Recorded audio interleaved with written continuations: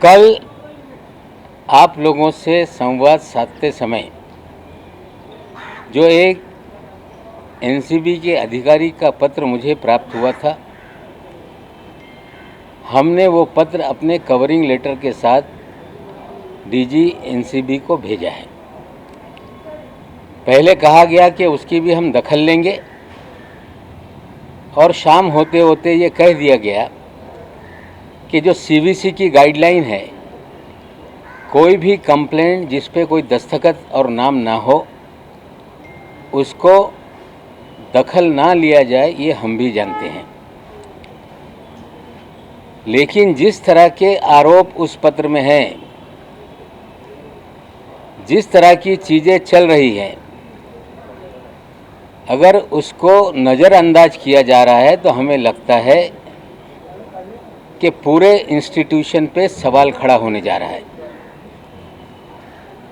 निश्चित रूप से जांच के लिए टीम आई है, जांच शुरू की गई है, पंच को बुलाया गया है। एनसीबी हमेशा कहती रही कि हमारा पूरा इलेक्ट्रॉनिक्स एविडेंस पे ही हम जांच करते हैं।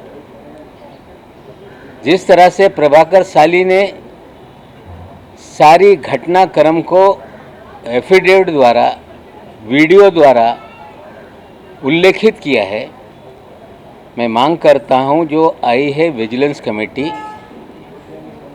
वो समीर वानखेड़े जी का, केपी गोसावी का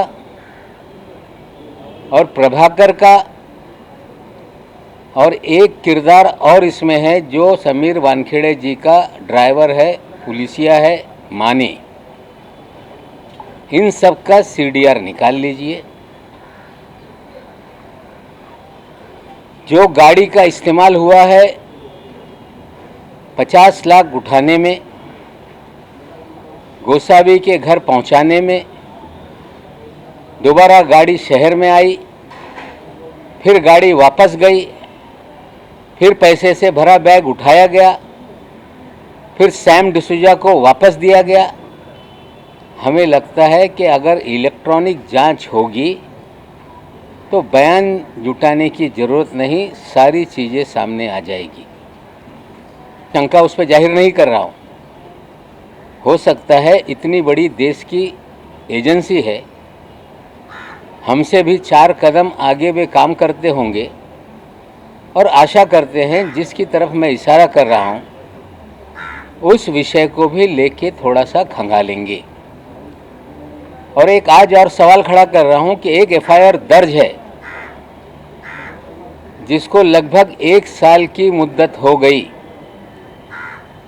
उसमें आज तक एक भी गिरफ्तारी नहीं हुई है।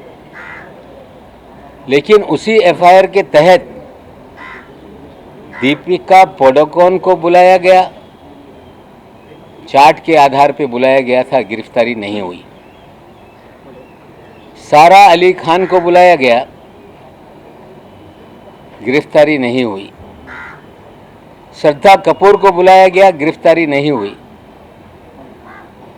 अगर ये झूठ है तो मैं उन्हें ये भी कहना चाहता हूँ कि सारे उस समय के मीडिया के चैनल को देख लें।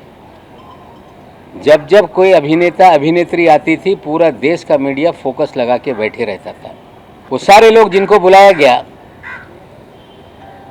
उनकी गिरफ्तारी नहीं हुई है, उसकी गहराई में जाइए।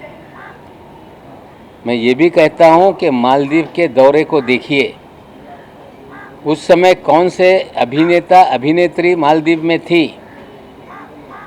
तो जो उगाही का खेल है वो खुलकर सामने आ जाएगा। जांच शुरू है। ये कहा जा रहा है कि क्रूज की जांच को भटकाने के लिए नवाब मलिक पिछले 20-22 दिन से अलग अलग तरीके से चीज़ों को सामने ला रहा है। मेरा काम है जो गलत चीज़ें हैं, अगर कोई आँख पे पट्टी बांध ले तो उसकी आँख की पट्टी खोलना ये मेरा फ़र्ज़ है। मैं और एक बात बता रहा हूँ, जो जांच के लिए लोग आए, क्रूज की पार्टी फैशन टीवी ने आयोजित किया था। बिना किसी महाराष्ट्र सरकार की जानकारी के बिना कोविड प्रोटोकॉल होने के बावजूद कोई भी क्लियरेंस महाराष्ट्र पुलिस से, महाराष्ट्र के गृह विभाग से किसी भी तरह से कुछ नहीं लिया गया। सीधे डायरेक्टर शिपिंग से परमिशन लेके इसे परमिट किया गया। उस जहाज़ की क्रूज़ पार्टी में टारगेटेड लोगों की तस्वीरें देकर उन्हें ट्रैप किया गया। लेकिन मेरी जानकारी है कि एक अंतर्राष्ट्रीय ड्रग माफिया उस पार्टी में था। उसकी एक माशूका भी है जो बंदूक के साथ थी, जो उस डांस में नाचते हुए नजर आया है। वो दाढ़ी वाला है। वो दाढ़ी वाला कौन है, सारे एनसीबी के लोग जानते हैं। कुछ मुझे लोग जानकारी दे रहे हैं कभी वो तिहाड़ जेल में भी था। कुछ लोग मुझे जानकारी दे रहे हैं कि वो राजस्थान की जेल में भी था। ये दाढ़ी वाला कौन है, एनसीबी उसकी तरफ भी ध्यान दे। अंतर्राष्ट्रीय ड्रग माफिया क्रूज पे है। रेव पार्टी बस करने के लिए रेड की जा रही है और क्रूज को छोड़ दिया गया। धड़ल्ले से रेव पार्टी में हजारों लोगों ने जो भी करना था वो किया। और हमें लगता है कि इस पूरे खेल में जो दाढ़ी वाला है उसकी मित्रता वानखेड़े साहब से भी है। कुछ अधिकारी मुझे बता रहे हैं कि गोवा में भी उनका बहुत बड़ा रैकेट चलता है। लेकिन जब छापेमारी की बात आती है, वानखेड़े साहब उस छापेमारी से भाग लेते रहे। मैं जो लोग आए हैं जांच करने के लिए, मैं सार्वजनिक रूप से उन्हें कहता हूं कि आप क्रूज की सीसीटीवी मंगाइए, हर कमरे का सीसीटीवी, सारे डांस की सीसीटीवी, और जैसे खंगालेंगे दुनिया का एक बहुत बड़ा ड्रग माफिया उस पार्टी में था। उन्हीं लोगों ने ये पार्टी आयोजित की। खेल तो हो गया, लेकिन खेल का खिलाड़ी दाढ़ी लिए हुए क्यों घूम रहा है, इसका जवाब एनसीबी को देना पड़ेगा। ये सारी चीज़ें हैं जो मैं बोल रहा हूँ, आने वाले दिनों में उसको आप लोगों के सामने रखूँगा। लेकिन मैं क्लू दे रहा हूँ, जो लोग दिल्ली से इतनी बड़ी कॉम्पिटेंट एजेंसी है जांच के लिए आए हैं, इसके तरफ भी ध्यान देने का काम करें। पिछले कई दिनों से जब मैं फर्जीवाड़े की बात करता रहा, मैंने एक आम सभा में भाषण कर दिया कि इनकी नौकरी 6 महीने में जाएगी और ये जेल जाएंगे। मैंने कोई पुलिसिया तंत्र का इस्तेमाल करके ये बात नहीं कही थी। जो समीर दाऊद वानखेड़े जी का फर्जीवाड़ा जीवन का है, उन्होंने, मैंने ये भी कभी सवाल नहीं खड़ा किया कि किसका धर्म क्या है, कौन किस धर्म का है। मेरा सवाल इतना ही है कि समीर दाऊद वानखेड़े ने फर्जी दस्तावेज़ के आधार पर शेड्यूल कास्ट का सर्टिफिकेट बनवाया और उस सर्टिफिकेट के आधार पर कंपटीशन में बैठे, आईआरएस का पद हासिल किया और देश में एक होनहार दलित, शायद किसी गांव में गरीबी में पढ़कर आगे जाना चाहता होगा या किसी शहर में झोपड़ी में रहकर उसने तैयारी की होगी, ऐसे एक होनहार दलित का अधिकार छीना गया। ये विषय हमारा ये है। कोई धर्म की चर्चा नहीं करते रहे। हम जो फर्जीवाड़ा समीर वानखेड़े का है, फर्जी तरीके से सर्टिफिकेट ली गई और उसके आधार पे नौकरी ली गई, ये मुद्दों को हम उठाते रहे। जब मैंने पहला बर्थ सर्टिफिकेट डाला तो सब लोग टूट पड़े कि ये फर्जी है। फर्जी है तो असली कहाँ है, उनके परिवार के लोगों को बताना पड़ेगा।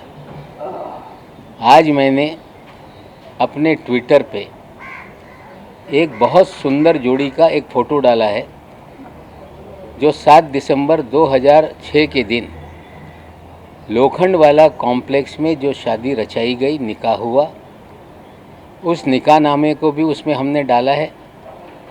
2 बॉक्स उसमें ब्लैंक कर दिए गए हैं, जिसमें लड़की के पिताजी का नाम है, उनके चाचा जी का नाम है वो ब्लैंक एड्रेस इसलिए रखा गया है कि उनको बड़े पैमाने पे धमकाया जा रहा है। उनके साथ भी बहुत कुछ चीज़ें हो रही हैं, इसलिए हमने वो 2 चीज़ें ब्लैंक रखी है। और ये भी कह देता हूँ कि कल तक जो बर्थ सर्टिफिकेट पे उंगली उठा रहे थे वो टेम्पर्ड सर्टिफिकेट है, वो महानगर पालिका के रिकॉर्ड का हिस्सा है। ऑनलाइन सबकी बर्थ सर्टिफिकेट नज़र आती है, समीर दाऊद वानखेड़े की सर्टिफिकेट नज़र नहीं आती। हमने वो रजिस्टर में 1.5 महीने तक खोज करने के बाद स्कैन करके कंप्यूटर में है, वहाँ से हमने स्नैपशॉट निकाला है। जिम्मेदारी से कह रहा हूँ कि ये जो कागजात हमने डाले वो असली हैं, सरकारी ऑफिस का दस्तावेज है। उसमें गौर से देखा जाए तो टेम्पर करके 20 साल के बाद उसमें एक सर्कल लगा के स्टार बनाया गया और अलग से 20 साल के बाद जो नाम का खेल है उसके अंदर भी खेला गया। आज जो निकाहनामा मैंने दिया है उसमें मस्जिद का मदरसा है, उसका एड्रेस है और ये सारे तस्वीर हमने रखी है। जो कल तक कह रहे थे कि हम जीवन भर हिंदू रहे, हम हिंदू मुसलमान का सवाल नहीं उठाते। इस देश में फिर मैं बता दूं कि इस देश का संविधान कानून ये कहता है कि कोई व्यक्ति धर्मांतर कर ले तो उसे शेड्यूल कास्ट का लाभ नहीं मिल सकता। विशेषकर मुस्लिम और क्रिश्चियनिटी धर्म का ये सवाल है।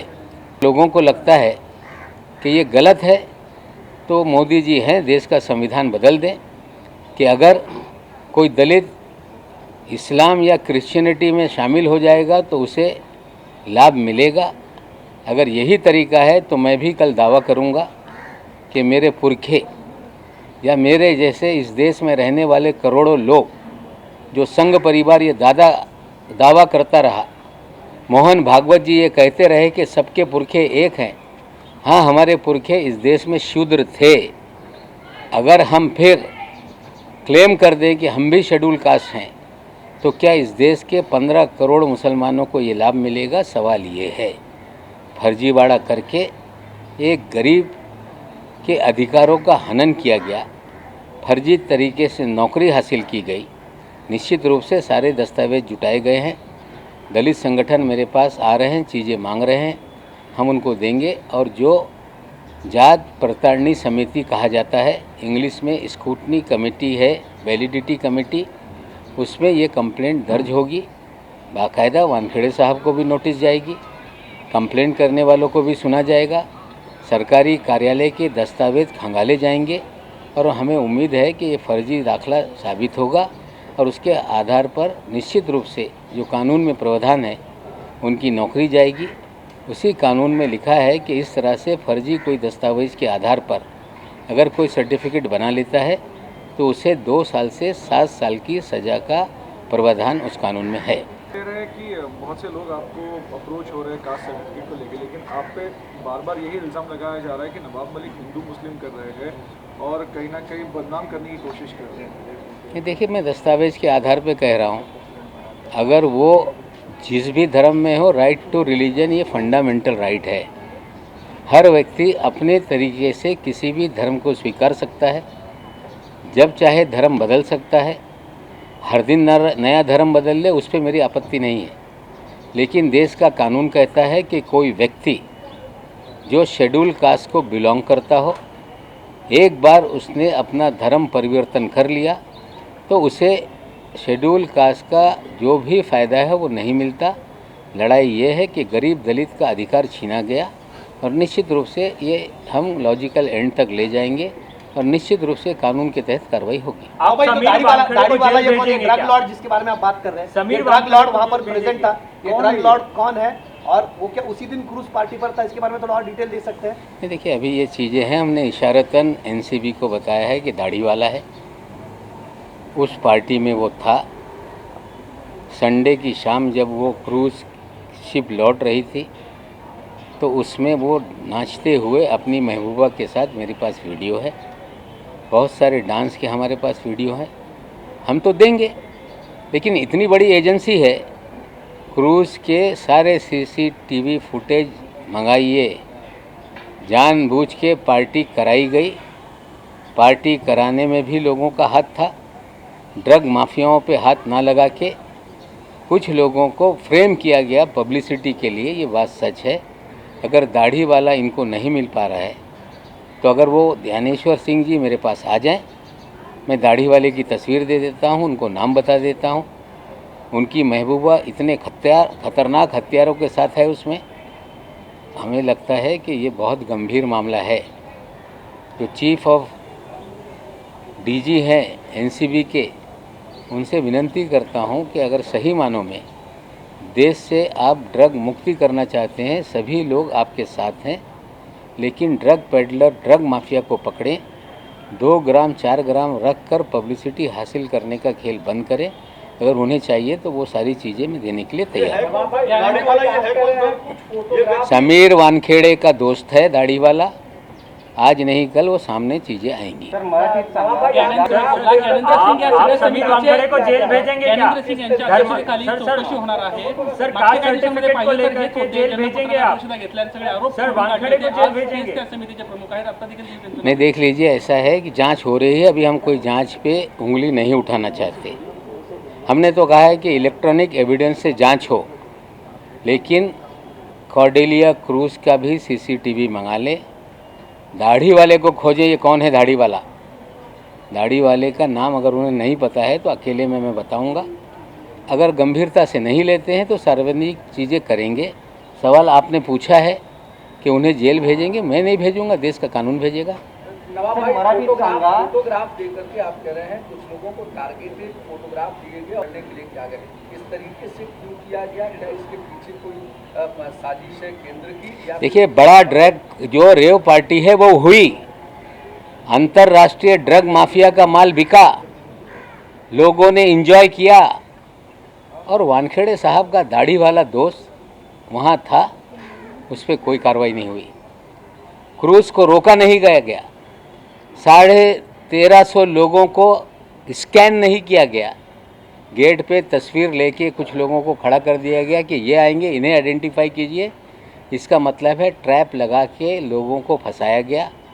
मैं पहले दिन से दावा कर रहा हूं कि क्रूज पे छापेमारी नहीं हुई, वहां से कोई भी सीजर इन्होंने नहीं दिखाया, टर्मिनस पे कोई सीजर नहीं है।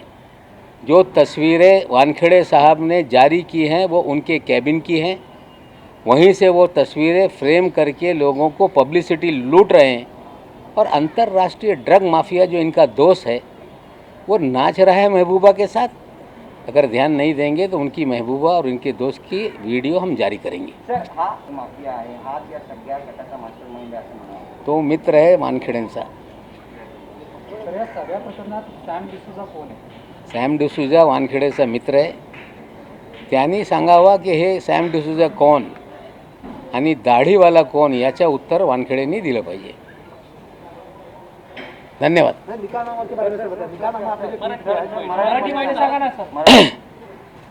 ज्या पद्धतीने या सर्व प्रकरणामध्ये माझ्याकडे एक अधिकाऱ्यांनी नाव न लिहिता एक पत्र पाठवला होता, ज्या पत्रामध्ये 26 बोगस केसेसचा उल्लेख होता आणि वानखेडे यांच्या नक्सेस कुठल्या पद्धतीने चालते हे सगळी माहिती त्याच्यात होती। एक जबाबदार नागरिक या नात्याने मी कालच जाहीर केला होता की हा पत्र मी डीजी एनसीबीला पाठवणार आहे। सकाळी बातमी आली की त्या पत्र त्यांना पोचलेलं आहे, त्याची ते दखल घेणार आहे आणि संध्याकाळी सांगण्यात आला की हे CBCच्या जे गाईडलाईन आहे त्या गाईडलाईनच्या आधारावर याची आम्ही दखल घेणार नाही। हे पण मला पण माहिती आहे दखल घेता येत नाही, पण शंका निर्माण झाली। एक शंका निर्माण झाली तर साधारण नागरिकचा तुम्ही झडती घेताय, तलाशी घेताय। या पत्रामध्ये प्रश्न निर्माण झाल्यानंतर त्याची चौकशी करणं हे गरजेचं आहे। माझं एकच म्हणणं आहे की आता CBCची ह्या ज्या गाईडलाईन आहे त्याचा आधार घेऊन त्याला दुर्लक्षित करू नये। ज्या पद्धतीने प्रभाकर साहिल याच्या ॲफिडेव्हिटच्या आधारावर काही इन्क्वायरीसाठी दिल्लीहून लोक आलेली आहे, त्यांना संबंध देऊन बोलवण्यात आलेलं आहे. निश्चित रूपाने त्याचा ते जाब देईल. पण ॲफिडेव्हिटमध्ये जे सगळे पुरावे किंवा घटनाक्रम हे सगळा उल्लेख करण्यात आलेला आहे. NCB नेहमी दावा करते की इलेक्ट्रॉनिक पद्धतीने आम्ही हे तपास करतो आहे. मग तुम्ही या सर्वांचे समीर वानखेडे, KP गोसावी, साली व इतर जी नावं आहे त्या सगळ्यांचे CDR काढा, CCTV फुटेज काढा. याच्यात एक गाडीमध्ये 50 लाख रुपये उचलून घेऊन गेले असा पण उल्लेख आहे. गोसावीच्या नवी मुंबईच्या घरात हे डिलेवरी करण्यात आला. पुन्हा त्याला बोलून पैसे परत देण्यासाठी गाडी पुन्हा गेली, परत पैसे घेऊन ट्रायडनच्या समोर गेली. तिथे सॅम डिसोजाच्या नावाच्या एक व्यक्तीने त्याला रिसीव्ह केला. जर आपण इलेक्ट्रॉनिक पद्धतीने गेलं तर हे जे काय परिस्थिती आहे ते स्पष्टपणे समोर येईल. पण मी जे लोक मुंबईत आलेले आहे या प्रकरणाची चौकशी करण्यासाठी, मी त्यांना सांगू इच्छितो की कॉर्डेलिया क्रूजवर त्या दिवशी रेव पार्टी झालेली आहे. त्या पार्टीमध्ये एक आंतरराष्ट्रीय ड्रग माफिया फॉरेन नॅशनल होता, तो दाढीवाला आहे. त्यांनी रेव पार्टी तिथे चालवली आणि जाणून बुजून त्या रेव पार्टीला परवानगी नसताना, महाराष्ट्र सरकारने कुठली परवानगी या शिपला दिली नाही, कोविड असताना काही परवानगी मागितली नाही, DG शिपिंगच्या परवानगीने हा शिप सेल झाला. वानखेडेंनी त्याच्यातले 1350 लोकांची झाडझडती का घेतली नाही?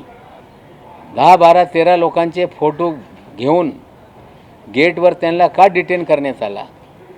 आणि तो आंतरराष्ट्रीय ड्रग माफिया त्यांची जे मैत्रीण आहे त्यांच्यासोबत 2 दिवस तिकडे होता, डान्स करत होता. माझ्याकडे हे त्यांचे सगळे व्हिडिओ आहे.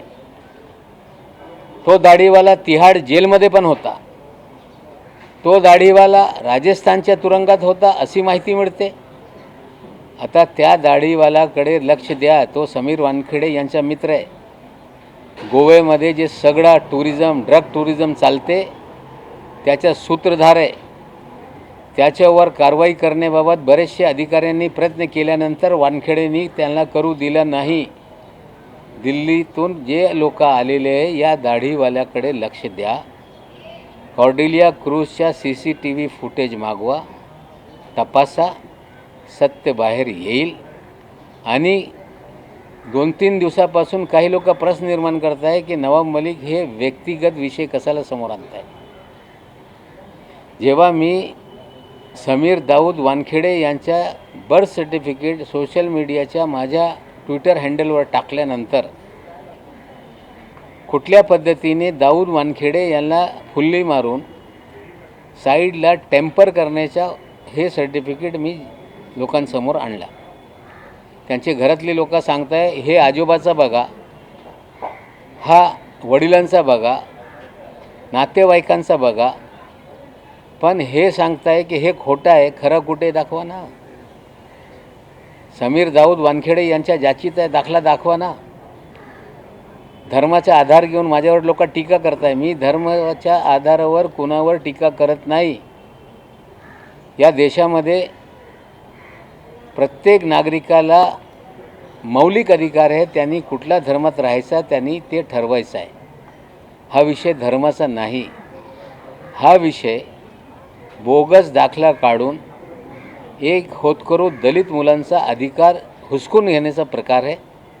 निश्चित रूपाने आज पण मी निकाहनामा पण टाकलेला आहे, लग्नाचे फोटो पण टाकलेले आहे. त्या 7 डिसेंबर 2006ला 8:30 वाजता निकाह झाला. 33,000 रुपये मेहर होती आणि त्याच्यात एक साक्ष म्हणून यास्मीन वानखेडे यांचा नवरा अजीज खान पण आहे, ते पण मी माहिती दिलेली आहे. हा विषय म्हणजे व्यक्तिगत कुणावर आरोप करण्यासाठी नाही. हा विषय फर्जीवाडा करून हा दाखला काढण्यात आला आणि एक होतकरू दलित मुलांचा अधिकार हुसकून घेण्याचा हा फर्जीवाडा आहे.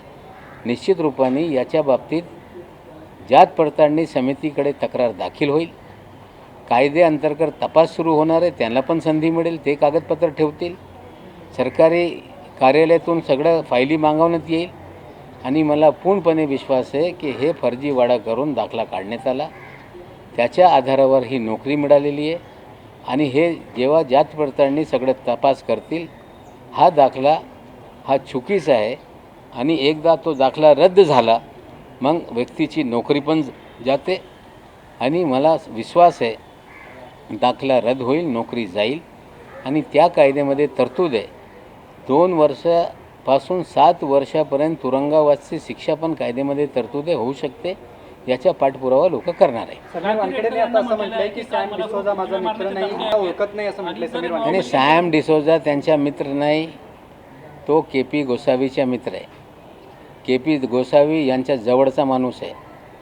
के.पी. गोसावीच्या माध्यमातून त्यांची मित्रता असेल, ते सॅम डिसोजाचं काय बघा, पण दाढीवाला कोण आहे याचं उत्तर त्यांच्याकडून मला अपेक्षित आहे. सैम डिसूजा को लेकर और एक सवाल पूछे जा रहे हैं। जो प्रभाकर ने जो फोटो दिखाए थे मीडिया में कि ये सैम डिसूजा है और नंबर दिखाया था, पालघर में एक बापना नाम की व्यक्ति, उसका कहना है कि ये मेरे फोटो और मेरा व्हाट्सएप नंबर है और कहीं ना कहीं मेरी इमेज इसमें मलाई। नहीं, मुझे नहीं लगता है कि सैम डिसूजा का उसने फ़ोटो दिखाया है। उसने उसके जो वीडियो है जिसमें आर्यन से बात कर रहा है, वो फ़ोटो में कोई ब्लैक ट्राउज़र वाला है, लोग उसे कह रहे हैं कि वो सैम डिसूजा है।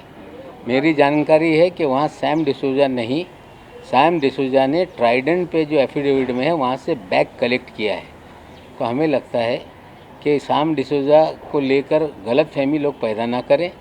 उस वीडियो में सैम डिसूजा नहीं है और मैंने तो कभी क्लेम नहीं किया। क्या मिस्टेकन आइडेंटिटी है वो बापना वाली? देखिए, कौन बाफना है क्या है, मैं कोई डिटेक्टिव थोड़ी हूँ।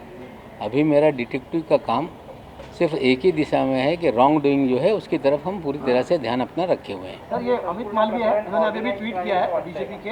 उनका कहना है कि नवाब मलिक इसलिए टारगेट कर रहे हैं कि उनके दामाद को गिरफ्तार किया था, पहली चीज़। और उनका कहना है कि अपनी मिनिस्ट्रियल पावर का मिसयूज़ कर रहे, प्रिविलेज का मिसयूज़ कर रहे हैं अपने पर्सनल स्कोर सेटल करने के लिए। Nobody can say कि I had used my privilege in any of the office। मैंने जो भी किया है पर्सनल कैपेसिटी में जानकारी सारी हासिल की। ना महाराष्ट्र की पुलिस ने या मुंबई की पुलिस ने मुझे कोई जानकारी दी। मालवीय जी, ये सवाल पिछले 9 महीने से पूरी बीजेपी उठाती रही। मालवीय जी, गिरफ्तारी जिस दिन हुई उस दिन सारे पत्रकारों से मैंने यही कहा था कि nobody is above the law, कानून अपना काम करेगा और देश की न्याय व्यवस्था पे पूरा मुझे भरोसा है। पिछले 27 तारीख के दिन जमानत मिली है 8.5 महीने के बाद। 12 तारीख को आदेश पे दस्तखत जस्टिस ए जोगलेकर साहब ने की है। 13 तारीख के दिन जोगलेकर साहब जो NDPS कोर्ट के स्पेशल जज हैं, उनका ऑर्डर ऑनलाइन है। 14 तारीख के अखबारों में ऑर्डर छपी है। 14 तारीख को मैंने एक्सप्लेन किया है कि ये सारी धाराएं लगती नहीं, लगाई गई। मालवीय जी, इसके पीछे भी यही खेल था। मैंने कभी नहीं कहा 8.5 महीने तक कि उसे फंसाया गया, लेकिन उसे फ्रेम किया गया ताकि नवाब मलिक की आवाज़ बंद हो जाए। न्यायालय में हम उसे क्वैश करने के लिए जाएंगे, लेकिन समीर वानखेड़े का फर्जीवाड़ा हम अगर खोल रहे हैं तो पूरी बीजेपी क्यों छटपटा रही है? क्या जीन की जान जो उस तोते में है क्या? हमें लगता है पूरी बीजेपी वानखेड़े को लेकर छटपटा रही है। कहीं पोपट मर गया तो बीजेपी तो नहीं मर जाएगी। हजारों करोड़ की वसूली में हिस्सेदारी है क्या मालवीय जी? आपको बताना पड़ेगा कि ये हिस्सेदारी कहाँ से कहाँ तक चल रही थी। तोता अगर पिंजरे में है, फड़फड़ा रहा है, तो पूरी बीजेपी क्यों फड़फड़ा रही है, इसका जवाब बीजेपी को देना होगा। नहीं, माझा एकच म्हणणं आहे, अमित शहाजीला भेटा। तुम्हा लोकांना जेट सिक्युरिटीच्या ताफा ते देऊ शकताय। जर धमक्या येत असेल, फोनच्या तपास झाली पाहिजे आणि या सगळ्यांना 50-50 ब्लॅक कॅट कमांडो दिलं पाहिजे, मी मागणी करतोय। तुम्ही असं कुठे म्हणाले का की जर सर्टिफिकेट जन्माचा दाखला खोटा ठरला तर तुम्ही मंत्रीपद? जर जन्माचा दाखला जे मी ट्विटरवर टाकलेला आहे, जर तो खोटा ठरला तर मी राजकारणातून बाहेर जाईल, राजीनामा देईल। जर खरा असेल तर समीर वानखेडेंनी कमी कमी येऊन क्षमा मागितली पाहिजे, आमच्या या कुटुंबाच्या लोकांचा दावा आहे ते खोटा आहे. क्षमा मागितली तरी मी राजीनामा सांगत नाही, नौकरी तो जाणारच है. वो थोड़ा सा भाई साहब अंतर्राष्ट्रीय है, आप ढूंढिए ना. बताए मूथा साहब, बताए ज्ञानेश्वर सिंह, बताए समीर वानखेड़े कि दाढ़ी वाला कौन है, किस देश का व्यक्ति है, कहाँ की नागरिकता है, कितने मामले देश में दर्ज हैं. अगर वो डीजी हैं तो ढूंढना पड़ेगा. अगर डीजी साहब ने नहीं रिवील किया, नहीं सीसीटीवी फुटेज निकाले तो हमें लगेगा कि पूरा डिपार्टमेंट इस खेल में शामिल है. सर तुम्ही तुमच्या दाव्यांवरती शेवटपर्यंत ठाम राहणार आहात. सर तुम्ही तुमच्या दाव्यांवरती शेवटपर्यंत ठाम राहणार आहात. तो आप कह रहे हैं कि आप पॉलिटिक्स से क्विट करेंगे, ऐसा आप कह रहे हैं? बिल्कुल. जो मैंने सर्टिफिकेट डाला है, निकाहनामा या बर्थ सर्टिफिकेट, जो मैंने लोगों के सामने रखा है, अगर वो गलत साबित कर दें तो मैं राजनीति से छोड़ दूंगा, मंत्री पद छोड़ दूंगा. और मैं नहीं कहता कि वो नौकरी छोड़ दें. कम से कम आके जनता से माफ़ी मांग ले कि ये चीज़ सही है, मैंने उसे टेम्पर किया है. मैं उन्हें नौकरी से इस्तीफ़ा दो ये नहीं कहता, लेकिन नौकरी तो जाएगी कानून के तहत. सर तुम्ही शेवटपर्यंत ठाम राहणार. ठाम राहणारच. दाढीवाला कोण याच्या उत्तर अपेक्षित आहे.